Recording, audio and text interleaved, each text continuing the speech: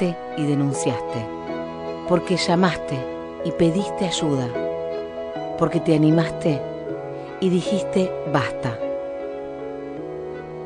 Todos somos parte de la solución.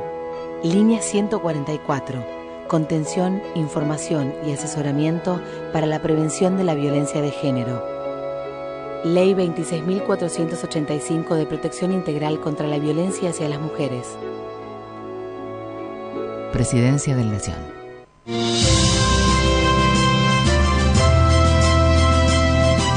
Nuestra página en internet es www.am1010ondalatina.com.ar. Explicar el juego oficial es simple.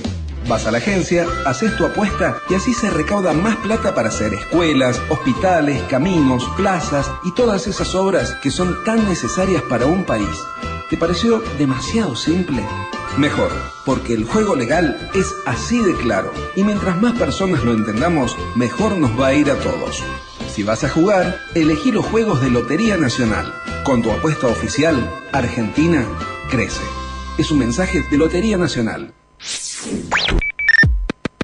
Esta radio también está en derradios.com. www.derradios.com, el sitio latino de radios. Uno de cada 100 argentinos puede ser celíaco. Si sos mujer y tenés anemia, diarreas, cansancio, abortos espontáneos, infertilidad, constipación, consulta a tu médico. Podrías ser celíaca. Es un consejo de la Asociación Celíaca Argentina.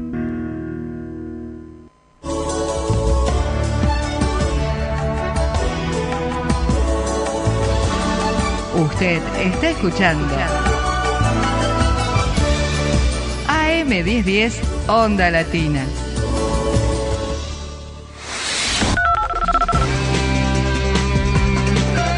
Los teléfonos de AM1010 Onda Latina son 4372-2841, 4372-3061.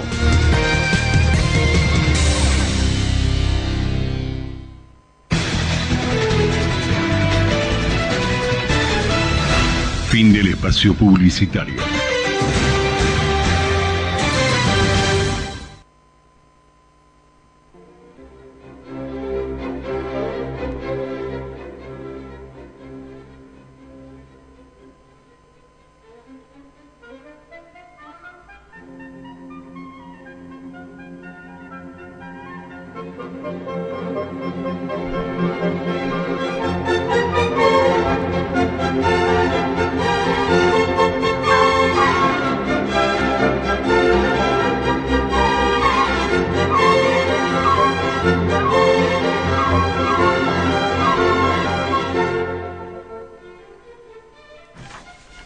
Buenas noches, aquí estamos nuevamente con nuestro programa Una Mirada en el Tiempo, como todos los jueves de 20 a 21 horas en Radio 1010 Onda Latina, a cargo de Carlos Penza, Zulma Prina y Hugo Brizuela Álamo. Bueno, hoy está Hugo en la conducción. Buenas noches, Marta. Buenas noches. Un gusto de estar contigo en un nuevo programa. Igualmente. Bueno, Hugo, tenemos un lindo programa, pero empezamos con las efemérides y después ya presentamos a nuestras invitadas. Bueno, un 17 de noviembre, hoy es 19, pero un 17 de noviembre de 1866 nace en el Tala, Salta, Dolores Candelaria Mora Vega de Hernández, o Dolores Mora Vega. Y se trata de Lola Mora. Entre sus obras sobresalen Fuente de las Nereidas, que está en Costanera Sur, los bajorrelieves en la Casa de la Independencia, en Tucumán, las estatuas La Justicia, el Progreso, la Paz y la Libertad, que están en las adyacencias de la Casa de Gobierno de Jujuy, y muchas más, ¿no? Entre los 20 años pudo estudiar Bellas Artes en la provincia de Tucumán con el pintor italiano Santiago Falcucci, quien comenzó a brindarle clases particulares. Después continuó sus estudios en Roma, Italia, país en donde tuvo como principal maestro a Giulio Monteverde. En su memoria, el Congreso de la Nación instituyó por ley 25.003 de 1998 la fecha de su natalicio, el 17 de noviembre, como Día Nacional del Escultor y las Artes Plásticas. Lola Mora falleció un 7 de junio de 1936. Bueno, vamos a la editorial. ¿O tienes más todavía? No. Ahora queremos escuchar tu editorial. No, era eso, queríamos recordar a Lola Mora y nada. Bueno, es el nombre que le ponemos con la intención de que sea algo parecido a una editorial. Claro, sí. Estamos llegando al día en que los argentinos definiremos quién será el nuevo presidente de la nación. Qué importante, ¿no? Sí. Todos esperamos que el ganador pueda cumplir las promesas que ha realizado durante su campaña. Hasta ahora nadie supo hacerlo o no pudieron hacerlo. Lamentablemente es una verdad que hay que decirlo. Los golpes de Estado que sucedieron a partir de 1930 fueron como consecuencia de los problemas de gobernabilidad planteados por fuerzas opositoras a los militares, pero cuando estos intervinieron tampoco pudieron solucionarlos. Como ahora no había diálogo entre las partes gobernantes y el pueblo sigue siendo la víctima. Hay una frase que dice que el que gana gobierna y el que pierde colabora. Aquí el que gana trata de gobernar y el que pierde pone palos en la rueda. Esperemos que no desaparezca en esta oportunidad. De alguna manera, el político tendría que comprender que su vocación, gobierne o no, debe ser servir a la comunidad, y la mejor forma de evitar problemas es tener un permanente diálogo constructivo con la oposición. Y volvemos a lo de siempre. Lo que falta en Argentina es la planificación urbana y regional unida a través de un plan nacional de desarrollo. Ahí se acabarían los problemas. El que gobierna es un administrador que tendrá que ser eficiente. Este trabajo debe ser hecho por todos los sectores sociales, no por un partido político. Esto es una reiteración que lo vengo diciendo en todos los programas. Sí, pero no está mal repetirlo. Sí, tomamos conciencia de una vez. Que alguien hable de planificar. Voy a hacer un plan para saber cómo tengo que trabajar. Lo mismo que si yo hago un edificio, hago un plano y me dice que empiezo por abajo, por los cimientos. Estábamos en el plan nacional. El que gobierna es un administrador y tiene que ser eficiente, ¿no? Llevamos 25 ceros quitados a la moneda argentina en las devaluaciones realizadas entre 1970 y la actualidad. Y si contamos desde el 47 que empezamos a conocer la inflación, yo creo que son más de 25. Y seguimos igual o peor. La inflación la conocimos a partir del año 47 y salvo unos pocos años en la década del 90 tuvimos una moneda estable. Nuestros gobiernos se destacan por la corrupción, el nepotismo, el gregarismo, el despotismo y lo espurio. Lamentablemente, no hay trabajo sustentable. La inseguridad es creciente y cuando se producen detenciones, la mayoría son de otros países, lo que dice que no existen mayores controles para el ingreso al país de personas con prontuario o prontuariadas. Es como el dicho que dice sobre que éramos pocos parió la abuela. Sí. Lamentablemente, la droga ha proliferado por todas partes. Los empleados del Estado se han multiplicado por miles. No existen límites. Nadie está obligado a rendir cuentas o a ajustarse a un presupuesto. Los fondos del ANSES han sido usados para todo, menos para pagar los reajustes que se deben a jubilados desde hace largos años, diría décadas ya. El futuro de los que aportan está en riesgo, es otra realidad. La improvisación nos lleva al fracaso y a más devaluaciones. Seguimos con la improvisación desde hace más de 8 décadas y como si todo esto fuera poco, estamos divididos en malos y buenos, con algún parecido a las barras bravas del fútbol. Si no gano yo, te haré la vida imposible, o escuchar acusaciones baratas. Es muy lamentable. Indudablemente, los roles están confundidos. Un gobernante es un administrador de la economía del pueblo y un encargado de realizar las obras que sean necesarias, previendo las necesidades presentes y futuras y ajustarse a un presupuesto. Si no hay dinero, no debe endeudarse al país.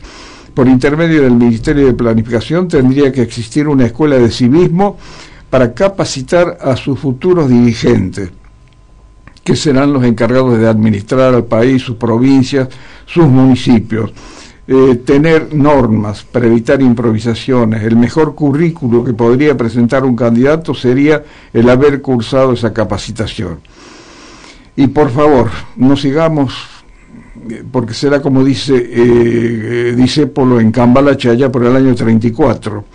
Hoy resulta que es lo mismo ser derecho que traidor, ignorante, sabio, chorro, generoso, estafador.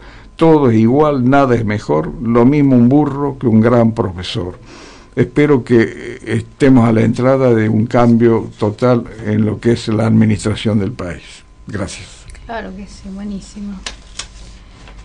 Bueno, voy a leer una gacetilla, que es la presentación de un libro de cuentos y poemas infantiles, Historias que salpican, de María Fernanda Macciamiani, editora de la revista virtual leemeuncuento.com.ar. Bueno, invitan a todos a festejar el nacimiento de este libro. Y bueno, van a hablar Ana Emilia Silva y la escritora Graciela Liciardi. Lo auspician la Academia Argentina de Literatura Infantil y Juvenil. Esto es en la Biblioteca Nacional, sala Juan L. Ortiz, tercer piso, el viernes 4 de diciembre a las 19. Bueno, la dirección de la Biblioteca Nacional es Agüero 2502, en la escalinata hasta el edificio principal. O sea, viernes 4 de diciembre a las 19 en la Biblioteca Nacional. Bueno, vamos a presentar a nuestras invitadas. Adelante, presentando a nuestras invitadas. Bueno, y nos visita por segunda vez María Julia Freurer. Bienvenida otra vez. Muchas gracias. Y bueno, ella es ingeniera agrónoma, docente, investigadora y paisajista profesional, titular de la Cátedra de Cultivo de Orquídeas 1 y Biotecnología aplicada a las orquídeas de la Facultad de Agronomía de la Universidad Nacional de Buenos Aires. Y hoy la acompaña Ana María del Fuello, alumna de los talleres de Belgrano. Bienvenida también. Gracias. Bueno, vamos a hablar en esta oportunidad de la visita que acaba de realizar a Muy bien, yo creo que tienen mucho para decirnos y vamos a quedar admirados de las cosas que han visto, porque son dos apasionadas de las orquídeas. ¿No es así, María Julia? Así es, un placer estar nuevamente con ustedes y contarle un poco de las hermosas vivencias que hemos tenido en nuestro viaje, del cual regresamos hace 10 días, que hicimos en especial a la selva de Perú, en el norte, en la zona de Moyobamba, un lugar espectacular, como verdaderamente se llama el paraíso de las orquídeas. Y con mucha historia, ¿no? Con mucha historia, una ciudad muy antigua, de más de 450 años, que primero estuvo en poder de los indios, estuvieron los incas también ahí, y después fue fundada por los españoles y se la llamó el Santiago de los 8 valles, porque tenía 8 valles. El paisaje es espectacular, las montañas, los valles, la naturaleza se ha prodigado en ese lugar verdaderamente. Es la segunda vez. ¿Puede ser que haya producción aterrazada en los cerros? Tengo idea que vi algunas fotografías aéreas, el aterrazamiento así para poder cultivar como hacían los incas. Sí, algunas Picchu, ¿no? algunas están, pero también ellos tienen los valles que son muy fértiles, con tierras muy buenas, donde ellos cultivan verduras, hacen gran cantidad de frutas. Anteriormente parece que yo he leído que cultivaban más y tenían muchos frutales, etcétera, pero como tienen dificultades de comunicaciones para transportar lo que producen, se ha reducido bastante este tema. Hay buenos caminos hasta Moyobamba, así es, ¿no? Sí, hay buenos caminos. Nosotros hicimos vía aérea, Buenos Aires, Lima, después Lima, Tarapoto, que son 55 minutos nada más de avión, y de ahí a Moyobamba 2 horas y media por un camino entre la selva, camino asfaltado, pero muy bonito, con muchos desniveles y muchas curvas y un paisaje espectacular. Y así entonces llegamos a Moyobamba. Era un sábado al mediodía, donde llegamos justo para ir a almorzar. ¿Es una de las ciudades, de los lugares más prestigiosos por la cantidad de orquídeas? Sí, exactamente. Perú tiene 3.500 orquídeas clasificadas. Y lo que se considera como total de especies en el mundo. En el mundo hay 30.000 especies, 30.000 especies. Y decir, más de 300.000 híbridos. Especies es lo que está en la naturaleza, lo que Dios puso. Un 10%, digamos, tendría sí, Perú. Ocupa el cuarto lugar entre los países que tienen más orquídeas. Y la parte de Moyobamba tiene el 30% de sus orquídeas. Y casualmente tienen muchas orquídeas que, si bien se conoce el género, no se conoce la especie, no está clasificada todavía. Así que hay mucho para hacer. Hay mucho por descubrir también, ¿no? Claro. Ni ellos mismos saben dónde encontrarlas, porque si no tiene la flor no se dan cuenta dónde está. A veces, claro, es difícil porque crecen entre medio de la hojarasca a veces. Y aparece, ¿no?, la floración más o menos permanente, digamos, cuando uno empieza a meterse en la selva y a tratar de encontrarlas. ¿Es fácil o es un...? Sí, es fácil, pero lo que pasa es que las orquídeas florecen una vez al año normalmente, entonces hay que justo estar en el momento de la floración. Algunas se conocen sus características morfológicas y se las puede distinguir, pero está en la profusión y es una al lado de la otra, que es increíble la cantidad de orquídeas que se ven en esas montañas por donde anduvimos en Moyobamba. Otra pregunta de quien no conoce, por cierto, de orquídeas. ¿La floración es más o menos permanente en la misma época para todas las orquídeas sí, hay si hablamos de especies, sí, florecen en un determinado momento y también está todo de acuerdo a su hábitat, ¿no es cierto?, a las condiciones de temperatura, etcétera. Pero los híbridos no. Los híbridos ya hablamos comercialmente. Los híbridos se hacen para determinados momentos en que se hace más la venta. Por ejemplo, entre nosotros las caldeas, que normalmente florecen en el otoño, acá en la Argentina las tenemos todo el año, porque se hacen y se les da en los invernaderos las condiciones de frío, humedad, etcétera, que ellas necesitan, o sea, se hace artificialmente. Nosotras en realidad, en mis grupos y mis alumnos, somos todos hobbyistas, la mayoría, lo que no indica que a veces también hay gente con salida laboral en este tema. Pero al ser hobbyistas cultivamos en esas épocas, ¿no es cierto?, en las épocas que florecen y una vez al año. Hay algunos híbridos que sí, que pueden florecer 2 o 3 veces al año, y es lo que se está intentando de hacerlo con la hibridación. Ahora, María Julia, sería lindo que nos cuentes ya como aventura la visita, porque creo que la selva es bastante gruesa, digamos, pesada, sí, ¿no? Bueno, fuimos a Moyobamba. Yo ya había ido hace 2 años, pero habíamos ido por otros lados y no una visita tan selvática como esta.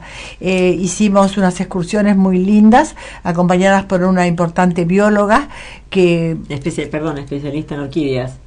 Sí, especialista en orquídeas, y más que especialista porque su padre, una persona nacida en Moyobamba. ¿Recuerdas el nombre? Sí. Carol Vila, ¿cómo es? El apellido. Sí, bueno, Carlos Vilena.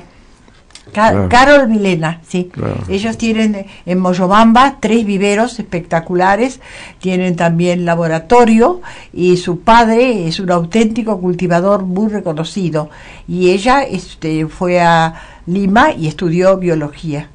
y sabe muchísimo y conoce las orquídeas desde que nació, o sea que se crió ahí. ¿Hay alguna escuela de orquídeas a nivel universitario, técnico? No, a nivel universitario no hay nada, no existe, ni siquiera hay cursos, no hay casi cursos de orquídeas, no se dan cursos. Cuando se hace la exposición en Lima, sí se hace un lindo concurso de orquideólogos que damos conferencias. Esta es la 10ª vez que voy allá a dar una conferencia, pero en general no hay mucho interés. Y lo que pasa es que ellos tienen las orquídeas al alcance de sus manos y a lo mejor no se interesan tanto como uno que está desesperado por verlas y disfrutarlas, claro. Y entonces para ellos es habitual. Ahora, Moyobamba es la primera vez. No, es la segunda. La segunda vez. Es la segunda. Moyobamba se hace siempre una semana después de la exposición de Lima, que se hace a fines de octubre, desde hace 12 años. Yo fui desde la segunda. Y ellos siempre...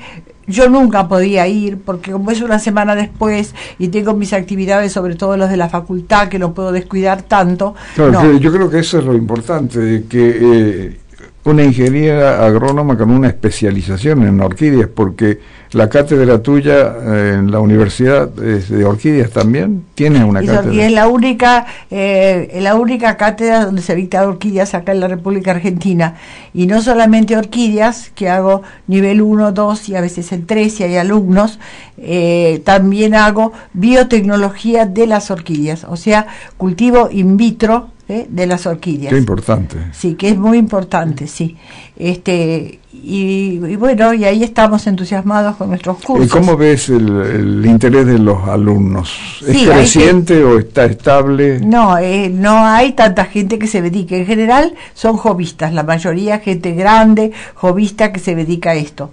Sobre todo lo veo en mis talleres y en la facultad también. ¿Dentro de la carrera de ingeniero agrónomo o como una tecnicatura? No, aparte, sí. Aparte, como una tecnicatura aparte, sí. Si son cursos que se dictan en la escuela Hall, que depende de la Facultad de Agronomía, y son cursos de distintos temas. Sería interesante que pudieras decir a dónde concurrir, cómo conectarse, porque debe haber seguramente oyentes que están escuchando y que van a tener interés o tienen interés en ver cómo pueden se les puede pasar ¿no? Se les puede pasar la dirección y el teléfono de la Secretaría. Ahora los cursos van a empezar recién en marzo o abril, porque ya están terminando los cursos, ya estamos dando los finales del curso, digamos. Sí. Pero es muy interesante, sí, hay muchos cursos de distintos tipos, ¿no es cierto? Sí. El Congreso, la concurrencia al Congreso de Moyobamba, ¿la gente era americana, europea o qué característica había? No, había mucha gente del lugar. Sí, nosotros llegamos a la exposición el último día porque después coincidía con nuestros viajes, ya lo teníamos programado para poder después ir a Lima. Y ya la exposición es muy linda, hay muchísimas plantas del lugar, pero este año había hecho mucho calor y hubo poca floración, así nos comentaron. Igualmente nosotros disfrutamos mucho ese día y después ya empezamos con los paseos a la selva. Fue muy interesante, es muy interesante. ¿Qué recuerdos han quedado de ese paseo? De los paseos divinos todos, fuimos un día entero a la selva, que volvimos tan cansadas. Selva virgen. Selva virgen, las orquídeas cuelgan de la montaña, y no se puede creer la cantidad de orquídeas que hemos visto y los lugares que hemos visto. Volvimos tan cansadas como para que no teníamos ganas de ir a cenar, para que nos pasara eso. Sí. Estando en la selva, el riesgo de animales, de picaduras, ¿hubo algo de eso? No, ninguno. No tuvimos ningún problema, ni siquiera de zancudos, como les dicen ellos, a los mosquitos. Zancudos, ni aparición de ninguna araña, como algunas temíamos. Yo no, pero algunas compañeras temían. La selva era cerrada, digamos, se podía caminar bien. En una de las excursiones estuvimos abriendo camino con las manos, con los brazos, con lo que teníamos, tratando de ubicar orquídeas. Y aparecían las orquídeas. Aparecían las orquídeas. El desafío entre nosotras era, aquí hay una orquídea, aquí hay otra. Le preguntábamos a la bióloga, a la que nos guiaba, si realmente era una orquídea. Entonces ella enseguida le daba el nombre. Y no había deseo de cortar un gallito. No, al contrario, como están tan en la selva, ¿no? En el medio ambiente, están a veces frágilmente agarradas al árbol, porque la orquídea es una planta no me sale epífita, que está agarrada del árbol, no es se alimenta del aire, de la tierrita, de los pajaritos, de la caquita que tiene el pajarito, de los bichitos, de todo lo que le queda adherido a las raíces. No es parásita la orquídea. Todo el mundo piensa que es parásita. Lo que, viendo cómo es la orquídea, la planta, tiene con lo que nosotros le llamamos clavel del aire. Sí. La especificación la da el clavel del aire también es una hermosa, planta, ¿no? Epífita, que vive sobre un tronco o vive sobre los cables del teléfono.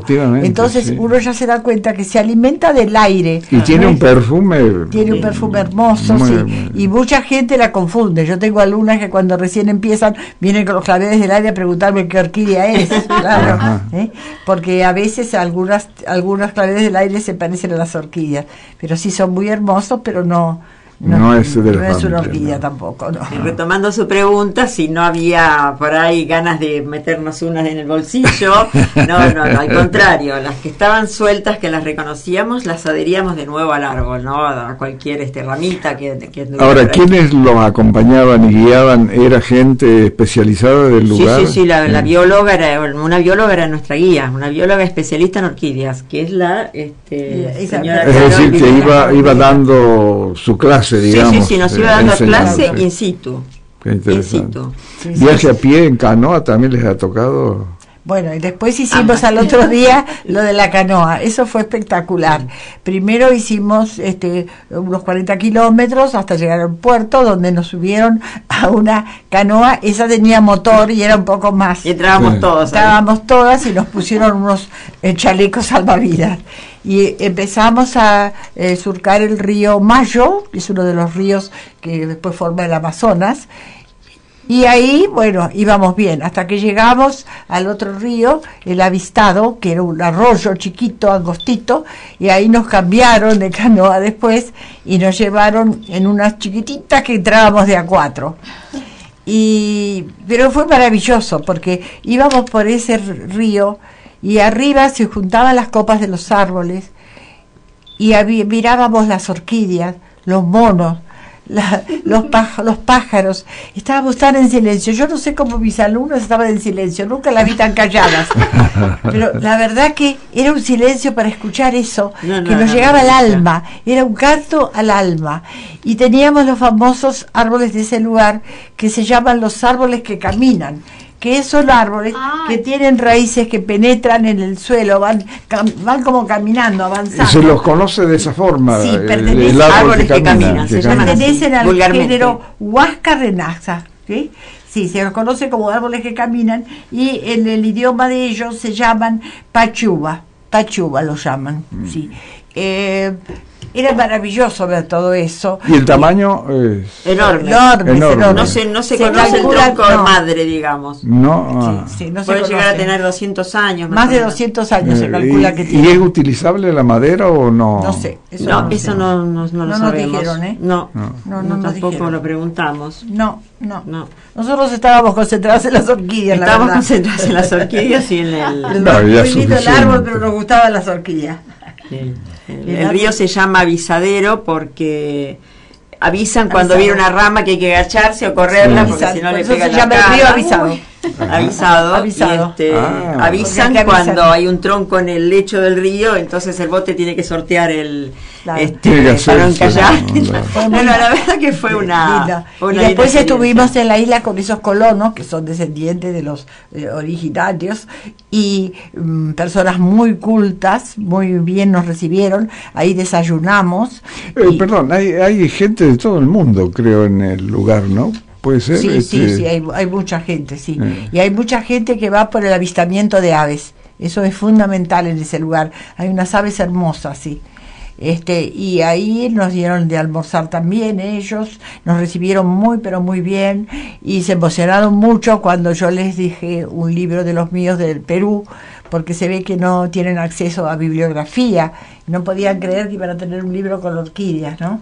La verdad que fue muy lindo, muy lindo. Ese paseo fue espectacular. Viven de una manera muy natural, no tienen energía eléctrica. Las cocinas funcionan con leña, es como una especie de emprendimiento turístico ecológico. Son todos parientes, es una familia que las mujeres cocinan, porque también tienen habitaciones para quedarse. Sí, nos invitaron para que fuéramos a pasar los días. Reserva de Tingala. ¿Y el nivel de vida se nota una cosa normal o carenciado? No creo que le falte nada, no. Importante. Estar alejados de la civilización, ¿no? Están muy lejos de todo. Y el mismo Moyobamba es una ciudad primitiva, es una ciudad donde no encontramos ni vino para tomar. Y es así, porque no lo conocían. Claro. Y las comidas también. Ahora Ana María, que es especialista gastronómica del grupo, les va a contar de las comidas, porque ella tiene todo escrito. La ingeniera nos pidió especialmente que allá disfrutáramos de comida autóctona de Moyobamba, no la fusión peruana que es con comida china o con comida japonesa. Bueno, pero ahora vamos a escuchar música y después nos contás bien en detalle. Perfecto, muy agradable todos los conocimientos que estamos recibiendo de ustedes. Bueno, vamos a escuchar música de un grupo de La Quiaca, Ucu Malco se llama, tigre y montaña significa.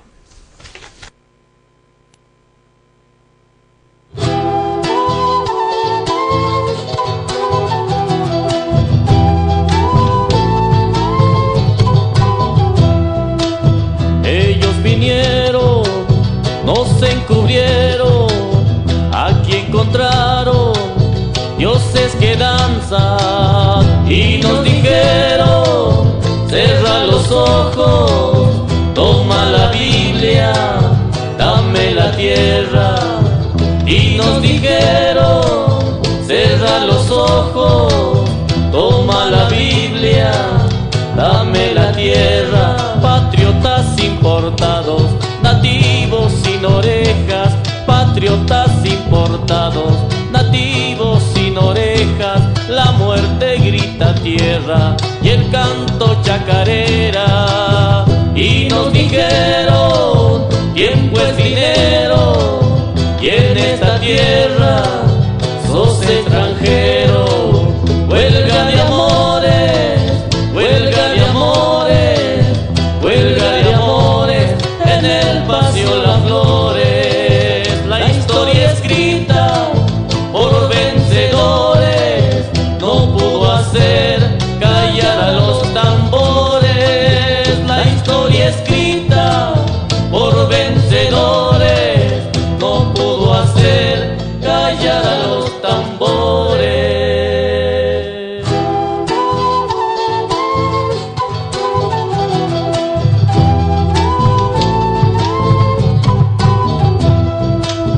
Ellos vinieron, nos encubrieron, aquí encontraron dioses que danzan y nos dijeron, cerra los ojos, toma la Biblia, dame la tierra. Y nos dijeron, cerra los ojos, toma la Biblia, dame la tierra. Patriotas patriotas importados, nativos sin orejas, la muerte grita tierra y el canto chacarera. Y nos dijeron, ¿quién pues dinero? ¿Quién esta tierra? Sos extranjero. Huelga de amores, huelga de amores, huelga de amores, en el Paseo Las Flores. La historia escrita por vencedores no pudo hacer callar a los tambores. La historia escrita por vencedores no pudo hacer callar a los tambores.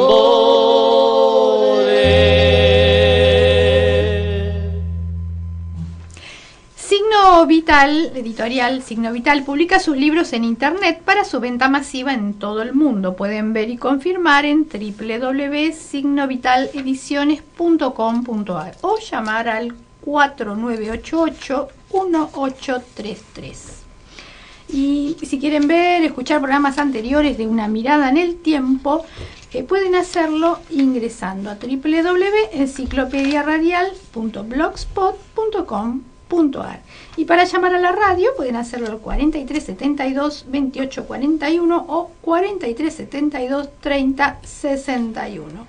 Bueno, hoy estamos con la conducción de Hugo Brizuela Álamo y tenemos a nuestras invitadas María Julia Freurer y Ana María del Fuello, que nos están contando sobre su viaje al Perú. Apasionante. Sí, a Moyobamba, precisamente. Apasionante. Sí. Yo creo Quedaron que en relatarnos la parte gastronómica. Sí, estaba recién diferenciando ¿Qué la comida autóctona de la zona, o sea, de la zona de Moyobamba, que fue especialmente pedida por la ingeniera, ¿no? Que yo diferenciaba recién de la comida que se conoce acá del Perú, que es la comida fusión con Japón. Mucho picante, ¿no? En todos lados mucho picante. Pero si uno pide livianito, lo hace, sí, lo hacen livianito, sí, ya, porque ya nos conocen el gusto. Además hay mucho argentino por allá dando vueltas y nos quieren muchísimo. Nos quieren no muchísimo. Es adicto a la comida picante. Un poco en el norte del país hay un poquito de esto, pero generalmente no. No es toda la costa, digamos, Chile, y seguimos subiendo Perú, México. Sí, México, Ecuador, sí. Bueno, hemos comido en nuestra primera noche allá bistec a la pobre. Parece que no fuera una exquisitez. Sí, no parece que fuera de la zona, ¿no? Por el bistec. Pero es en realidad bife a la pobre, que era un gran bife. ¿De qué? Con huevos fritos, de vaca. De vaca. De vaca, sí. Pero la diferencia era que era tipo charque. Era charque. Sí, porque era muy seco y muy salado. Claro, porque le ponen sal para secarlo. Claro, entonces en el momento de servirlo lo vuelven a hidratar en aceite y lo calienta al mismo tiempo. Después hemos comido pollo cantonés, que esto no es tan auténtico porque cantón es algo chino, pero en Perú se come mucho el pollo, no sabemos por qué causa, ¿no? El costo. Sí, por el costo. Después, otra vez comimos tacacho mixto, que es el cerdo hecho de la misma manera que la vaca. Es un pedazo como si fuera un trozo de matambre, también hecho de la misma manera, ¿no es cierto? Seco, salado, y después otra vez porque era muy seco, muy era gustoso, pero seco, muy duro de comer para nuestro gusto, ¿no? Hay comida muy rara ahí en la zona, en la región. Vi una comida víbora en aguardiente. No, nosotros eso no lo hemos visto. Víbora en aguardiente, pero una serie de que podría decir palomas en aguardiente, todo en aguardiente. Se ve que usan el aguardiente para preparar. Claro, pero cosas. Se toma el aguardiente. Tenemos un llamado telefónico. Hola. Marta, buenas noches. Ah, ¿qué tal, Enrique? ¿Cómo buenas noches a las invitadas también. Ay, y al señor conductor, que me quedé pegado con la editorial de él. ¿Cómo le va, Enrique? Me quedé pegado con su editorial hoy. No me diga. Pero es lo que corresponde. Mira, yo creo que es una verdad sin ofender a nadie. No, pero sabe que, mire, tengo cosas que decirle. Había un señor que dijo allá por 1916, me parece, sepa el pueblo votar. Sí. ¿Cierto? Y bueno, y seguimos diciendo lo mismo. No, pero falta un poco más. Falta que se abra el cerebro. Claro. No, el problema es que el político esté capacitado. No, pero el pueblo se tiene que abrir el cerebro, claro, perdóneme. Nunca vimos un currículum de un gobernante, de un candidato, ¿no? Mire cómo será que tiene que abrirse el cerebro del pueblo, y esto es para las invitadas, ¿no?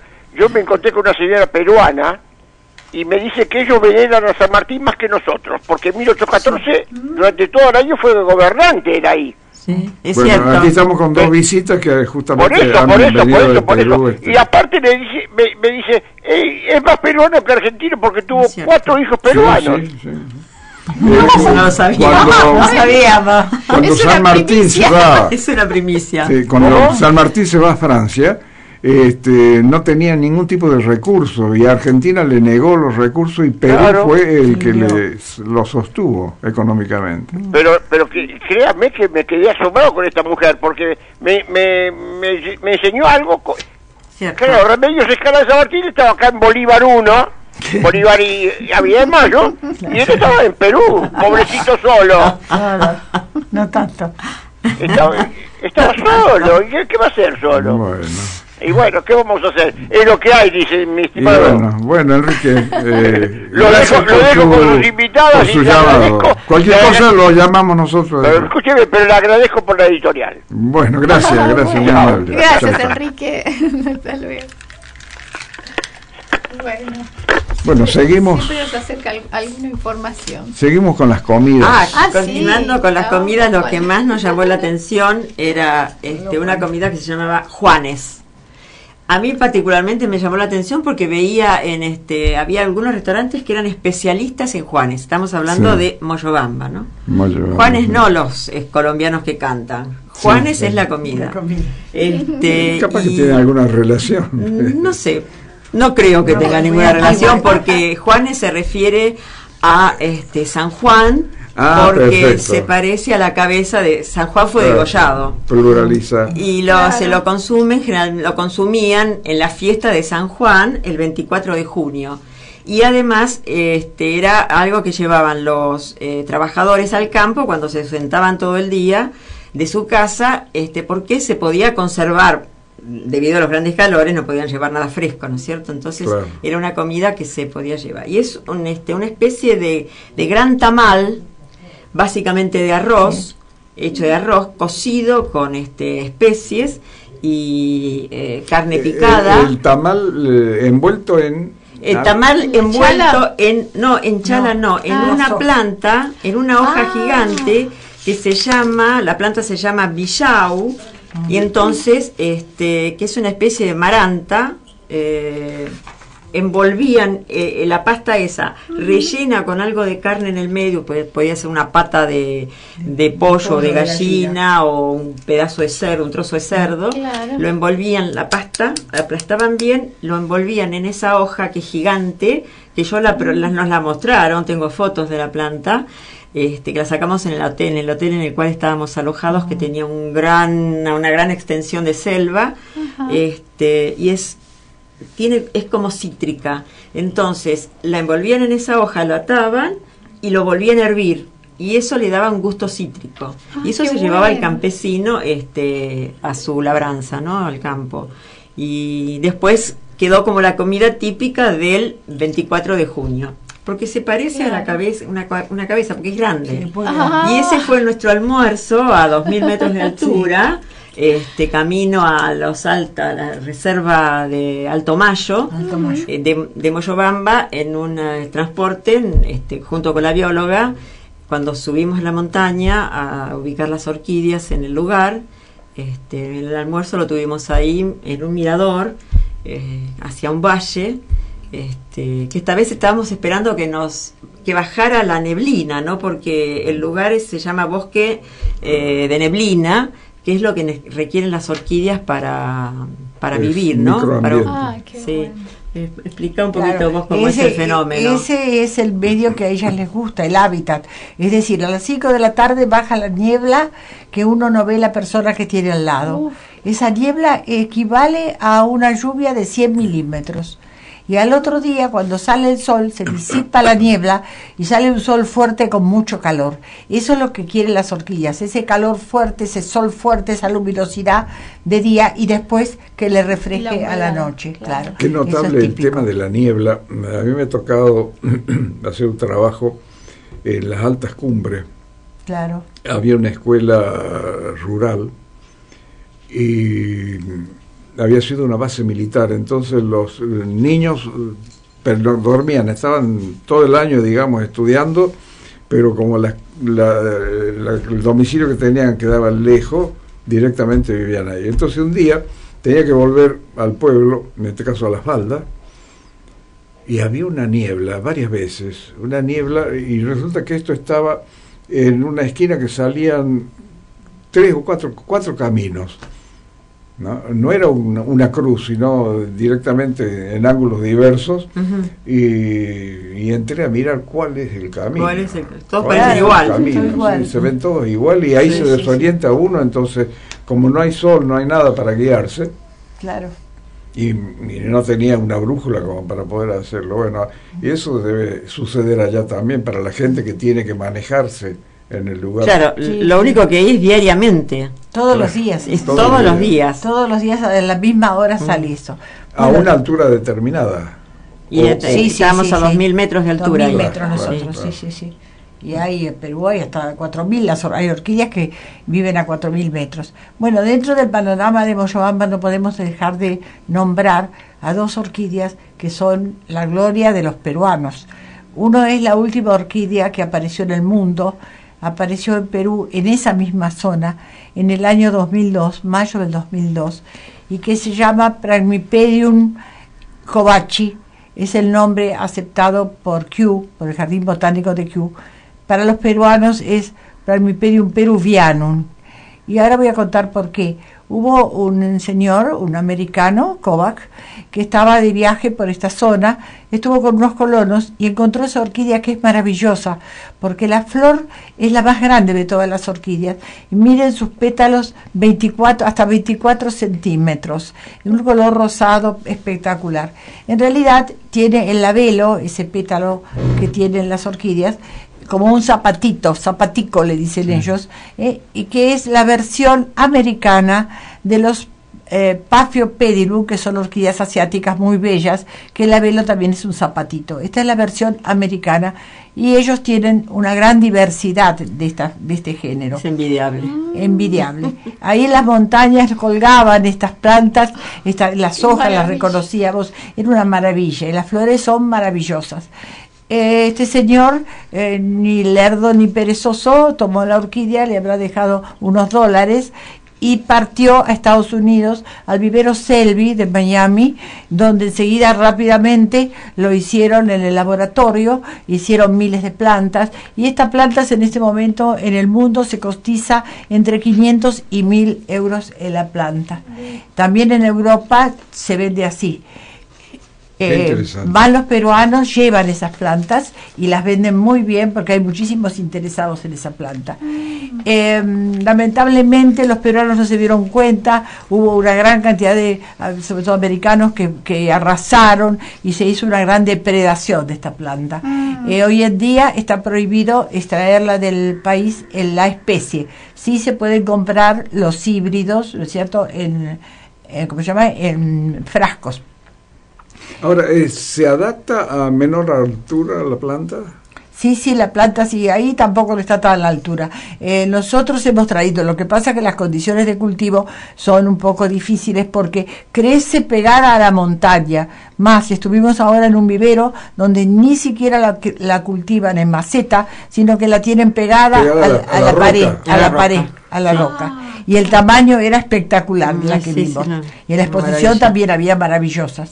Claro, es una planta es decir, la roca se llena de las raíces, digamos. De las raíces, correcto. Se agarra las raíces, se aferra a la raíz, sí.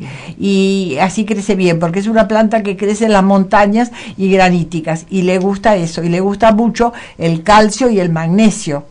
Y, por ejemplo, nosotros cuando la cultivamos, le agregamos piedrita de gato, que es carbonato de calcio puro, para poder darle el calcio que la planta necesita.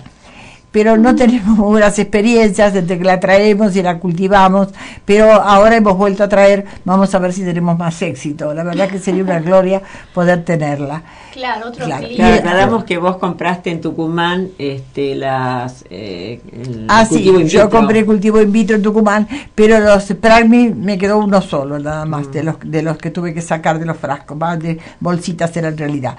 Y la otra gloria de este lugar es la Cattleya rex. Cattleya es la orquídea, como dice la gente, que la gente cree que es la única orquídea que existe. Sí. Es la famosa que nos poníamos en las solapas y otras cosas que no quiero contar. Bueno, pero será para otro programa. No, me refiero a que es la que se usa también para los velatorios. Asociada a las asociado a esas cosas fúnebres, no me quiero acordar.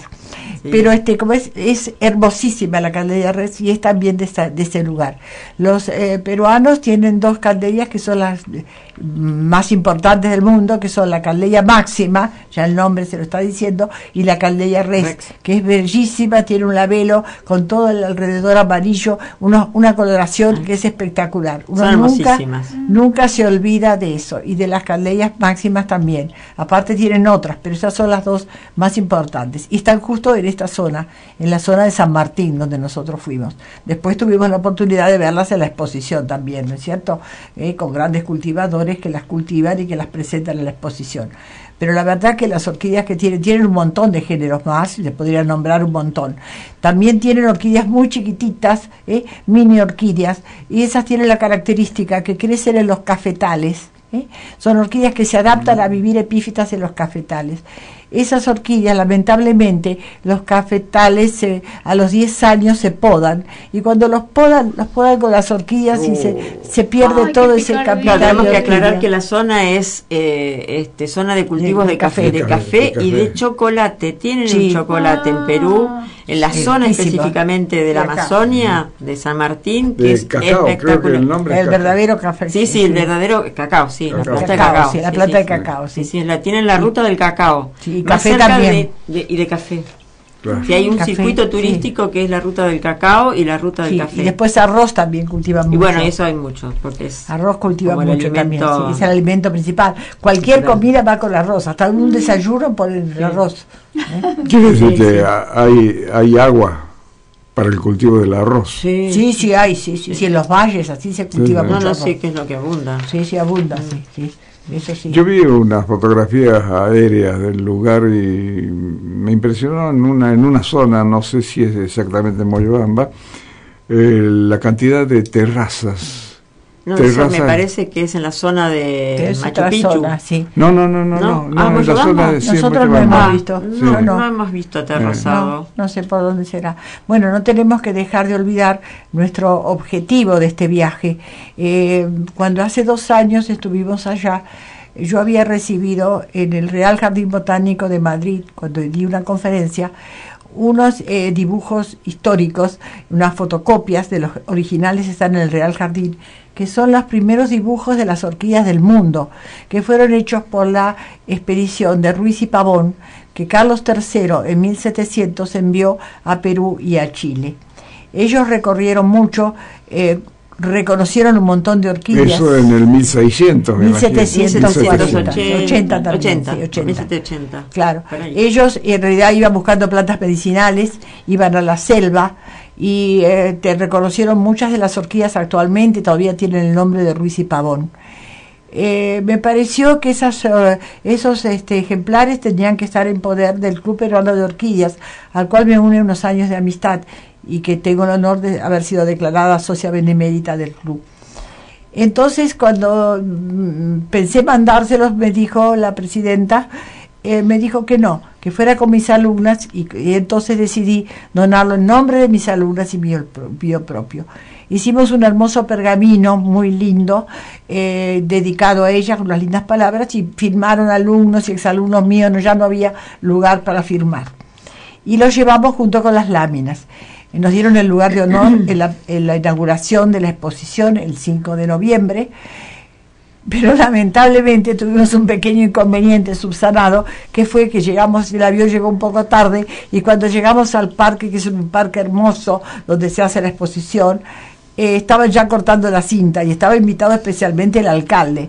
Bueno, una de mis alumnas lo corrió al alcalde, le pidió disculpas, le dijo que yo estaba ahí, que habíamos llegado tarde por el avión, y él, con muy buena voluntad, y al final salió más lindo que antes, en un lugar de la exposición hizo hacer un lugar con luces y todo, y ahí pudimos entregar las láminas al Club Peruano, que está orgullosísimo de poder tenerlas, claro, y de lo importante que son esos documentos, porque en ese entonces todavía no se habían hecho. Que tienen un valor nunca. Incalculable. Sí, porque es la descripción, es la de la descripción, han hecho descripción y han hecho esto. Y como si esto fuera poco, yo decidí dar la conferencia sobre Ruiz y Pavón. Y ahí me sorprendí y pasó lo contrario de lo que dijo esa persona que habló de San Martín. Ellos no conocían la historia de Ruiz y Pavón. Yo me sentí un poco como que me puse una camisa un poco grande, porque no era para mí hablar de eso. Estuve casi todo el año estudiando la historia de Ruiz y Pavón. Hay un libro en España que me había recomendado el Real Jardín Botánico, que se llama Orquídeas para el Rey, porque ellos vinieron a buscar plantas medicinales y encontraron orquídeas que le mandaban al rey, algunas no llegaban, tuvieron un montón de desastres porque se les quemó el campamento, después unos piratas se les robaron todos los dibujos, los tuvieron que volver a hacer, después se pelearon mucho entre Ruiz y Pavón y algunos le tiró al mar algunos dibujos, bueno, pero estaba lleno de dibujantes, biólogos, botánicos que los volvieron a rehacer. Pero por eso no son muchos. Después con eso, cuando ellos regresaron a España, hicieron el libro de la flora peruviana y de la flora chilensis también, porque también estuvieron en Chile, pero lo de Chile se perdió todo porque el barco se hundió con todos los dibujos, ese barco. Y hicieron la fotografía de aquella época. La fotografía, exacto, eran dibujantes que iban al lado del botánico. Sí. Son increíbles los dibujos que yo tenía 10 láminas de eso. Las tenía guardadas en una biblioteca y pensé que tenían que estar en manos de peruanos eso, porque era un documento. No conocían la historia mayormente de Ruiz y Pavón y todo lo que hicieron, pero después de esto hubo un gran orquideólogo inglés que hizo la ruta de Ruiz y Pavón hace pocos años, estuvo 10 años haciendo la ruta y con una generosidad increíble me conecté con él por intermedio de un orquideólogo peruano y él me envió todos los escritos, todo lo que él había averiguado, me colmó de trabajos. Tengo para hablar un año seguido de Ruiz y Pavón. ¡Ay, qué increíble! Claro, interesante, interesante, sí. Una maravilla. Y me mandó un montón de fotos con la cual hice un PowerPoint espectacular. Es tema para un libro y vincular a Ruiz y Pavón también con el tema de orquídeas, ¿no? Sí. Ellos, Ruiz y Pavón, eran dos muchachos jóvenes que eran boticarios, como dicen en España, o sea, farmacéuticos, estaban estudiando y se hicieron ayudar por un botánico francés que sabía mucho, que también los ayudó y que se puso al servicio de la corona de España. Bueno. Qué apasionante, mira toda esa historia. Bueno, pero se nos acabó el tiempo. El tema da para seguir hablando, pero nos ha llegado la hora de así que pasamos el aviso y nos despedimos. Bueno. Editorial Signo Vital publica sus libros en internet para su venta masiva en todo el mundo. Pueden ver y confirmar en www.signovitалediciones.com.ar o llamar al 4988-1833. Bueno, se nos ha acabado el tiempo, como decíamos, y fue un placer tenerlas y escuchar todos estos relatos. No, el placer fue para nosotras estar acá. Les agradecemos muchísimo la invitación. No, muchas gracias. Muy grato. Gracias por todo, por todas sus atenciones. Gracias a los dos, porque es una forma de poder transmitir a los oyentes estos conocimientos que no se escuchan habitualmente, no se oyen, claro. Así y gracias a nuestros oyentes por escucharnos. Hasta el próximo programa. Nosotros nos vemos el jueves, como siempre, de 2021. Muchas gracias.